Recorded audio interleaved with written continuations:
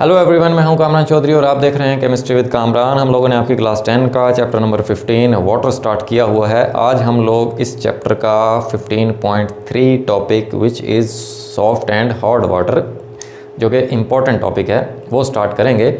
आज के लेक्चर में हम लोग देखेंगे कि सॉफ्ट वाटर और हार्ड वाटर होता क्या है। फिर हम डिस्कस करेंगे causes of hardness in water, कि वाटर हार्ड क्यों हो जाता है, क्या वजूहत हैं उसकी। ठीक है, फिर आज के लेक्चर में ही हम लोग डिस्कस करेंगे हार्डनेस की टाइप्स। ठीक है, कि हार्डनेस की कितनी टाइप्स होती हैं और कौन कौन सी होती हैं और किस वजह से होती हैं। ठीक है, सॉफ्ट वाटर और हार्ड वाटर को सबसे पहले हम डिफाइन कर लेते हैं in simple words. Soft water क्या होता है?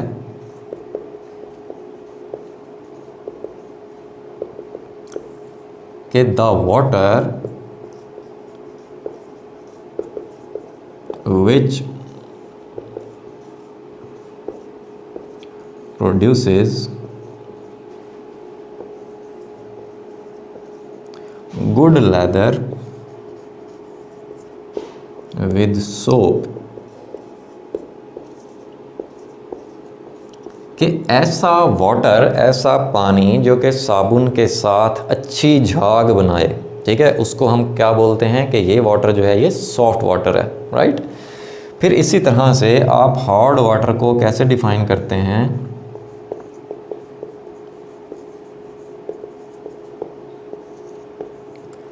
The water which does not produce lather with soap, जो बेसिकली साबुन के साथ अच्छा झाग या झाग ना बनाए, उसको हम हार्ड वाटर बोलते हैं। ये सिंपलेस्ट डेफिनेशंस हैं सॉफ्ट वाटर की और हार्ड वाटर की। साबुन भी अच्छी जी यूज़ करनी है, ठीक है, 2 नंबर साबुन नहीं यूज़ करनी।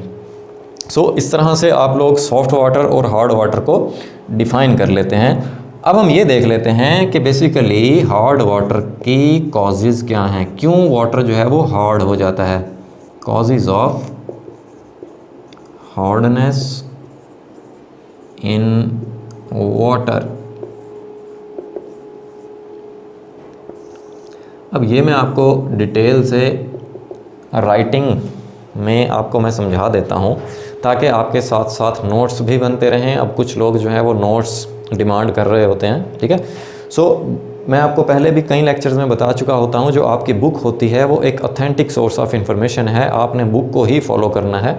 मेरा पर्पज़ यहाँ पर बोर्ड पर राइट करने का यही होता है कि आप लोग साथ साथ अगर नोट्स अपने बनाते भी जाएँ और ये लेक्चर अच्छी तरह से आप लेते जाएँ, तो आपको हर चीज़ साथ साथ क्लियर होती जाया करेगी। ठीक है, causes of hardness in water में आपको मैं बताऊं कि कैसे वाटर जो है वो हार्ड हो जाता है।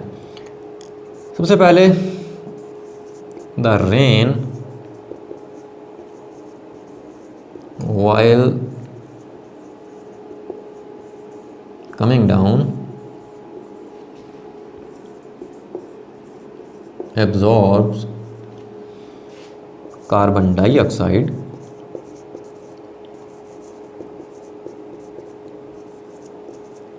from the atmosphere।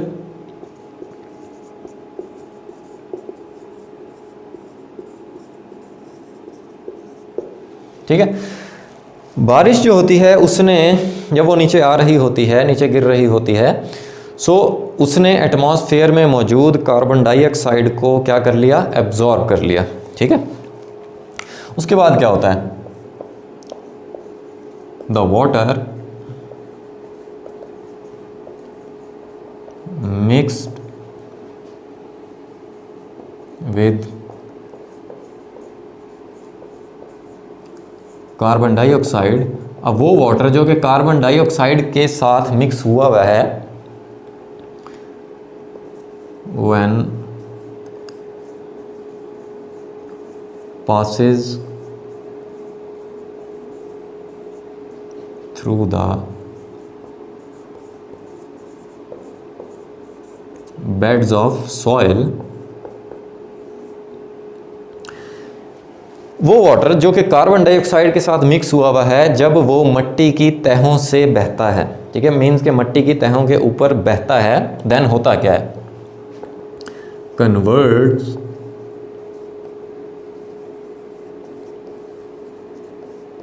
insoluble carbonates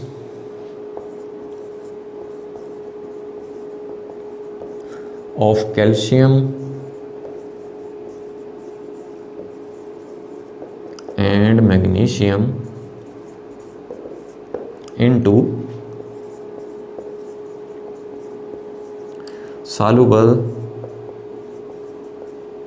bicarbonates of calcium and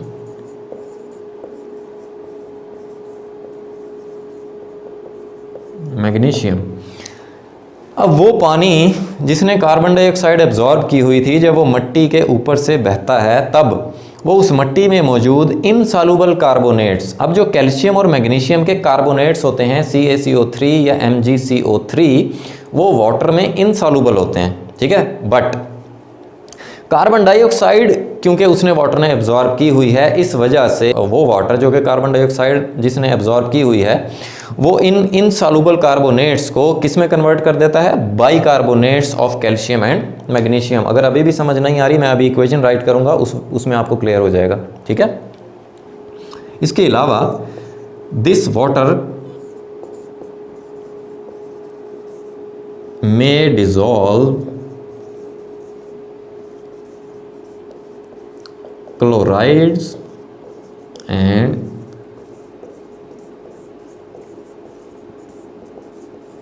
sulfates of calcium and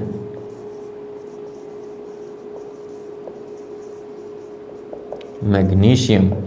इसके अलावा मीन्स के इन कार्बोनेट्स के अलावा कैल्शियम और मैग्नीशियम के जो क्लोराइड्स और उनके जो सल्फेट्स हैं उनको भी ये वाटर डिसॉल्व कर सकता है।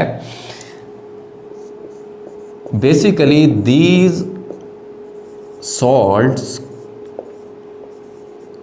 Make water hard. इन्हीं सॉल्ट्स की वजह से, कैल्शियम और मैग्नीशियम के सॉल्ट्स की वजह से वाटर क्या हो जाता है, हार्ड हो जाता है, ठीक है। अब जैसे मैंने अभी आपको बताया कि कार्बन डाइऑक्साइड वाला पानी मींस के वो वाटर जिसमें कार्बन डाइऑक्साइड एब्जॉर्ब हुई हुई है वो इनसॉल्युबल कार्बोनेट्स ऑफ कैल्शियम और मैग्नीशियम को soluble bicarbonates of calcium and magnesium में कन्वर्ट कर देता है। जैसे अब हम इक्वेशन देख लेते हैं। जैसे ये वाटर था, ठीक है, और इसमें कार्बन डाइऑक्साइड एब्जॉर्ब हुई हुई है। जब ये मिट्टी के ऊपर से गुजरा तब उसमें मौजूद कैल्शियम कार्बोनेट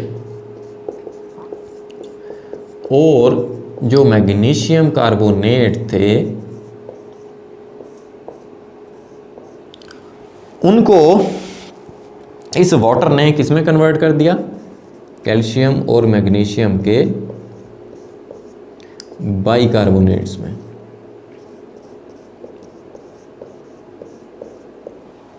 ठीक है।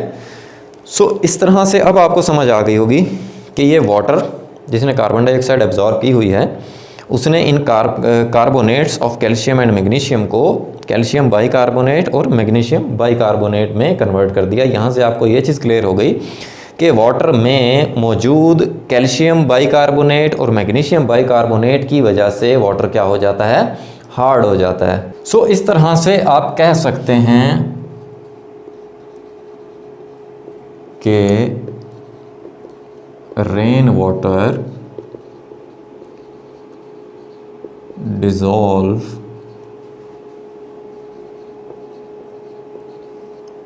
many salts of divalent cations like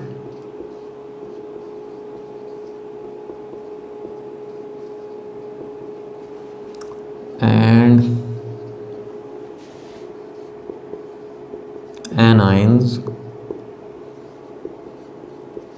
like Cl negative SO4 negative 2,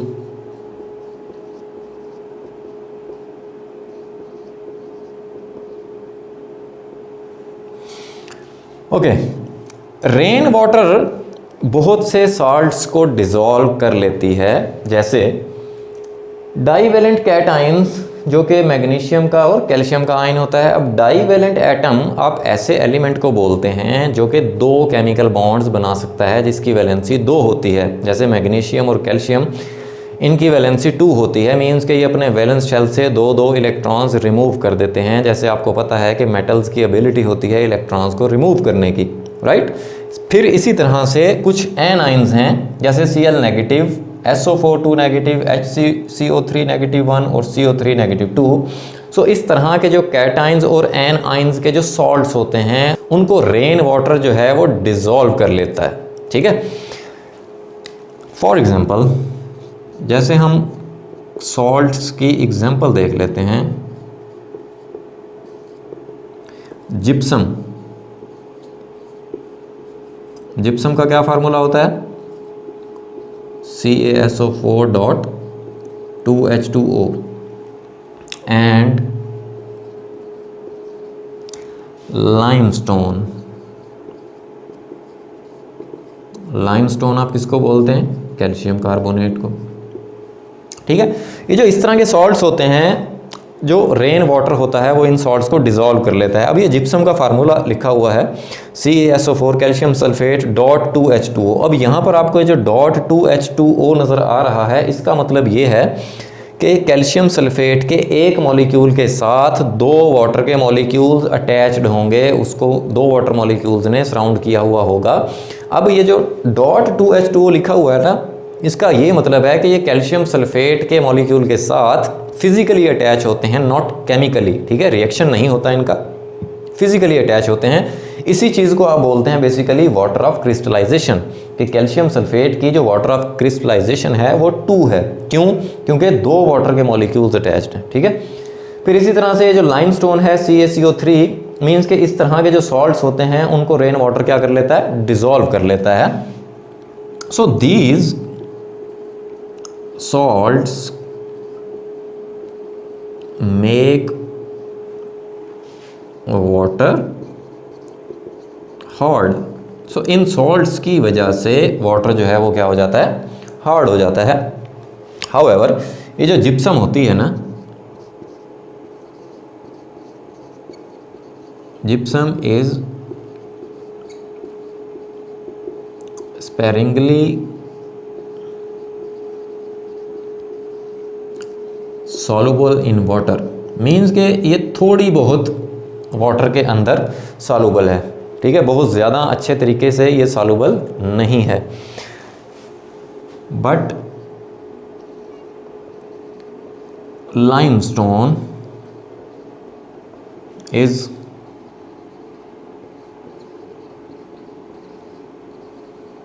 insoluble in water. ये जो कैल्शियम कार्बोनेट होता है या इसी तरह से मैग्नीशियम का जो कार्बोनेट होता है वो वाटर के अंदर इनसॉल्युबल होता है। बट जैसे मैंने अभी आपको बताया कि in the presence of carbon dioxide,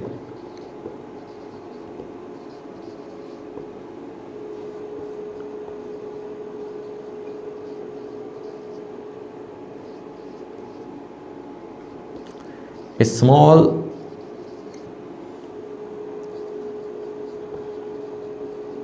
amount of limestone is soluble, means कि ऐसा वाटर जिसने कार्बन डाइऑक्साइड एब्जॉर्ब की हुई होती है वो इन कैल्शियम कार्बोनेट, लाइमस्टोन को या मैग्नीशियम के कार्बोनेट को डिसॉल्व कर लेता है, जिसके बाद बाइकार्बोनेट्स बन जाते हैं, जैसा कि अभी हमने इक्वेशंस में देखा था, ठीक है। सो इस तरह से आपको ये चीज़ें क्लियर हो गई होंगी कि वाटर की हार्डनेस की क्या वजूहात हैं। इन सॉल्ट्स की वजह से बेसिकली वाटर क्या हो जाता है? हार्ड हो जाता है। अब हम देखने जा रहे हैं types of hardness of water, कि वाटर की हार्डनेस की कितनी टाइप्स होती हैं और किस किस वजह से होती हैं। अभी तक मैंने आपको ये बताया जनरली कि वाटर हार्ड किस वजह से होता है, ड्यू टू सम सॉल्ट्स, जैसे मैंने आपको यहाँ पे कुछ सॉल्ट्स की एग्जांपल दी। अब on the basis of salts hardness की 2 टाइप्स होती हैं, टेम्परेरी हार्डनेस और परमानेंट हार्डनेस।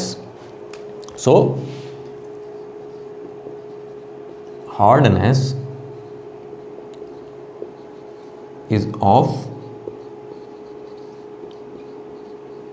Two types. एक को आप बोलते हैं टेम्परेरी हार्डनेस और दूसरी होती है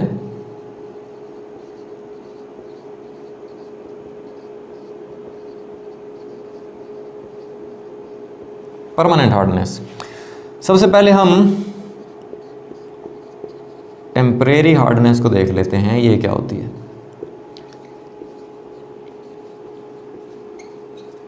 जैसे मैंने अभी आपको बताया, एक बार फिर मैं रिपीट कर देता हूं कि इससे पहले अभी तक हमने जनरली ये देखा था कि वाटर हार्ड क्यों होता है। वाटर हार्ड कुछ कैल्शियम और मैग्नीशियम के सॉल्ट्स की वजह से होता है, भले ही वो बाइकार्बोनेट्स हों या क्लोराइड्स हों या सल्फेट्स हों, ठीक है।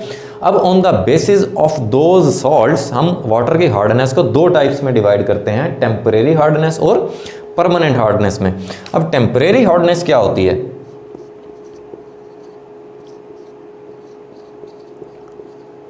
Temporary hardness is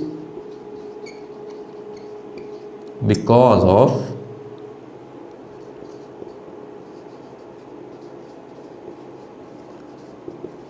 bicarbonates of calcium and magnesium। जैसे कैल्शियम बाइकार्बोनेट का मैंने आपको क्या फार्मूला अभी बताया,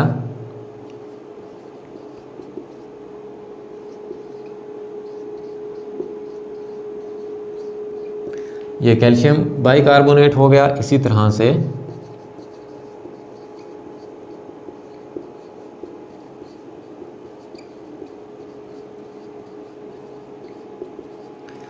मैग्नीशियम बाइकार्बोनेट। अब ऐसा वाटर जिसमें कैल्शियम और मैग्नीशियम के बाइकार्बोनेट्स होते हैं, ऐसे वाटर को हम बोलते हैं कि इसकी जो हार्डनेस है वो टेम्परेरी हार्डनेस है, ठीक है, टेम्परेरी हार्ड वाटर है वो। फिर इसी तरह से परमानेंट हार्डनेस किस वजह से होती है?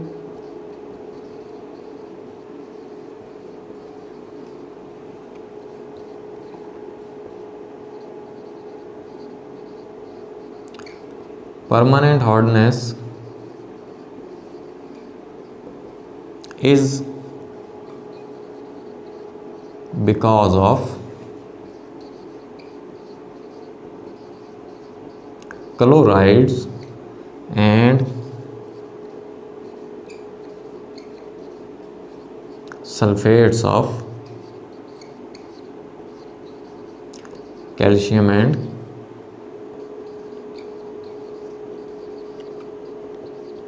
मैग्नीशियम।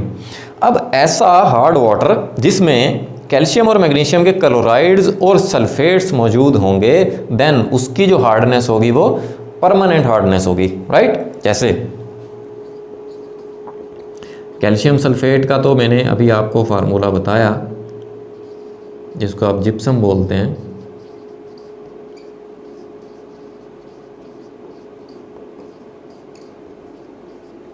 ठीक है। इसी तरह से मैग्नीशियम सल्फेट भी हो सकता है,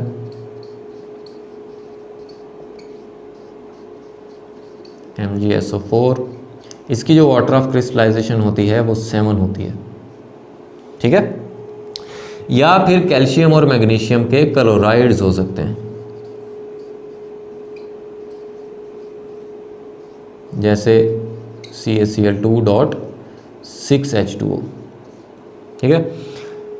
फिर या तो मैग्नीशियम क्लोराइड हो सकता है,